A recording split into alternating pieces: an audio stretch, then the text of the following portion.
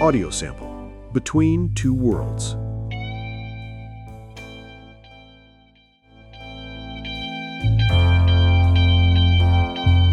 Chapter 3, The Crossing, the Thames Estuary and the Atlantic. Winter, 79 to summer 1710. The ships lay at anchor, and the wind did not come. There were 10 of them. They lay in the Thames Estuary, where the water widens and will no longer call itself a river, but is not yet the sea. The ropes slapped against the masts when the tide turned. Otherwise, it was still. It was January, then February. On some mornings, ice lay on the rail. When the sun came, it melted in a narrow strip, and the water that ran off froze once more on the side of the hull before it reached the sea. Conrad lay in the hold with his brothers and sisters. There were 8 of them, pressed close together. His father counted the provisions in the morning and again in the afternoon. They were no longer enough for a crossing, only enough for the waiting for a crossing. And that was a difference the father did not speak. The English came now and then with bread. It was not the bread the father had once baked. It was hard, sometimes greenish, and it had to be soaked in the water from the casks, which already had a taste whose origin Conrad could not identify. But it filled the stomach, and no one here asked for more. Above them, on deck, the sailors walked back and forth and waited as well. They spoke in a language Conrad did not understand, but he had learned to hear from their tone what they were saying about the weather. When the tone was indifferent, the wind held off. When it grew angry, the wind held off all the more because then a steersman had hoped, and the hope had not been fulfilled. A gull sat for days on the same spar of the neighboring ship. Conrad saw her every morning when he was allowed on deck, and sometimes in the evening. He did not know whether it was always the same one, but he assumed it was because that helped him. One morning in early February, she was gone. Conrad thought, now the wind will come. But the wind did not come, and by evening the gull was back. The father explained a great deal in those weeks, all that could be explained. He explained that a ship of this size could carry about 200 souls, and that on each of their 10 ships there were far more. He explained that water was needed for 4 months, and that 4 months was a long time in which much could happen that one could not know in advance. He explained that the English had sent the Catholics away, back to Germany with travel money like unwanted goods, and that therefore on these ships there were only Protestants, which had already been the case in the camp on Blackheath, but now, in the narrow world of a ship's hold, became still more evident. He explained once while they stood on deck and looked west in what direction they would travel. Conrad asked how far. The father said, farther than a man can imagine. Then he added, but men have gone farther still, and so shall we. He explained what Queen Anne was, and why she paid the money for their passage, and what she expected in return. He explained the words, naval stores, which he had heard from an English man in the camp. Tar, pitch, turpentine, what ships need in order to remain ships. That the English had until now bought it from Sweden and Russia, and that they hoped soon to get it from America, because there were forests there with the right kinds of trees. Conrad asked whether the Palatines would do that, this burning of tar. The father said yes, probably. Then he said no more, and Conrad did not ask further. Some things the father did not explain. He did not explain why the mother had died in May and why she was not here now, on board a ship bound for a land they all knew only from hearsay. He did not explain what would happen if the provisions ran out before the ship arrived. He did not explain what the gull meant that kept returning.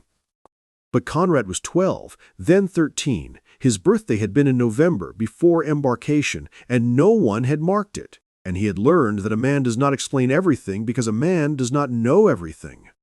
He knew that from Grohaspach, from the bakehouse, his father had explained dough, flour, oven, time. But the frost in December that had taken the vineyards, that he had not explained. The frost no one had explained. Sometime in February. Conrad did not know the exact day. The wind came. It came in the evening, and by morning the anchors were up and the sails were open. Conrad lay in the hold and felt the ship lift, felt it tip. It was no longer the ship that lay in the harbor. It was now a ship under way, and the going of a ship is not something a man learns. It is something that happens to him. In the hold, things grew close. When the sea was calm, it was bearable. When it was not calm, it was not. The buckets in the corners filled faster than they could be emptied. It smelled of vomit, of wet straw, of breath, of fear. Conrad knew that smell now. They were on the Herbert. Conrad had heard the name a few times from the sailors, and he had kept it. There were 10 ships. They sailed in convoy. Sometimes one saw the lights of the others on the horizon, sometimes not. On one of them, on the East Lyons, someone said, who claimed to know, sailed Robert Hunter, the new governor of New York. He had his own cabin, it was said, and his own bed, and he was not sick. Conrad remembered that piece of information because it explained something about the world that he would only fully understand later, that even on the high seas, in the middle of the same water, people make different journeys. The fever did not come all at once. It seeped in, the way the rumor had seeped into Groschosbach more than half a year ago, a time that now looked like another life. First, someone coughed further back, then someone coughed in the next row. Then someone burned in his sleep, and his neighbors moved half an arm's length away, which did not help, because half an arm is no distance on a ship. Then the first one died. It was a man whose name Conrad did not know. They wrapped him in the piece of linen the English had issued for such cases, issued sparingly, for they were sparing even here, and carried him on deck. Conrad followed, because he wanted to see how it was done. It went quickly. A few words, short, because the wind was too loud for long words, then the bundle tipped over the rail. The water made no sound. That was what Conrad remembered most exactly afterward, that the water made no sound when it took a man. After that it went faster. 3 the next day, 5 the day after. Then Conrad stopped counting, because counting changed nothing, and because his smallest sister began to cough, and he turned his ears inward toward where his brothers and sisters lay, and no longer outward where the bundles went. There was no ship's doctor. There should have been one, a man had said, who knew of such things. But for 4,000 souls on 10 ships there were not 4,000 doctors, and so there was none for the Herbert either, and the Palatines nursed one another as best they could, which meant not at all. Pastor Kocherthal, who had written the Golden Book and who was sailing on one of the ships, which, Conrad did not know, spoke prayers over those who died. That had got around when the Herbert once passed close to another ship, and words were shouted across. Conrad imagined how the pastor spoke, first over the first, then over the second, then over the third. How many words must a pastor have to be enough for so many dead? In those weeks, the father no longer explained anything. He sat with the brothers and sisters, held the smallest sister's forehead, gave her water from the cask that now tasted worse than at the beginning. When Conrad sat beside him, he sometimes said something short, "Drink," or "Stay here," but he no longer explained. He was a man who was thinking and who found nothing anymore that could be explained. Conrad saw that and said nothing either. The sister survived. Others did not. One of Conrad's brothers, not the youngest, who would die the following winter, but one of the middle ones, took the fever and lay for 3 days. On the 4th day, he was on his feet again. By what logic such things happened, who went and who stayed, was not to be seen. Sometimes the fever took the strong and left the weak lying, sometimes the other way around. There was no rule, and the absence of a rule is in such cases harder to bear than any strict rule. Conrad himself did not fall sick. He did not know why, and he did not ask. One does not ask such questions aloud, not even in one's own head, because the asking might scare off the luck one secretly hopes is luck. Later he wrote about these months in a single sentence. About Christmas Day we embarked, and 10 shiploads of about 4,000 souls were sent to America. What lay between Christmas and what was to come? The weeks in the harbor, the gull, the fever, the bundles over the rail, the sister, the brother, the father who no longer explained. He did not write down. They were more than 5 months at sea. No one knew exactly how many days because the counting had stopped. But it was spring, then early summer, and the air on deck grew warmer, and on some days one saw birds that were not gulls, smaller, with different flight paths, which meant, a sailor said, that land was nearer than one thought. In early June, it must have been early June, for the days were long and the light held deep into the evening, the storm came. It came out of the northeast and pushed the Herbert ahead of itself, the way a hand pushes a leaf. Conrad heard the creaking of the wood, which he had heard before on occasion, but never like this. He heard the shouting of the sailors, which no longer sounded like a foreign language, but like the language all men speak when they are afraid.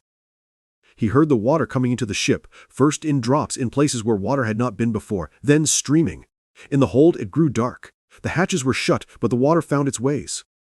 The father held the younger children, 3 in one arm, 3 in the other. The 7th and 8th clung to his legs. Conrad had his hands free because he was the eldest, and an eldest needs his hands. He did not know what for, but he knew that was how it was. What came then was not one thing, but many things at once. The ship laid over on one side further than it had ever laid. It stayed there one breath too long. It did not right itself again. Water now came through the hatches, not through cracks. Voices shouted that one had to get on deck, and other voices shouted that it was not possible.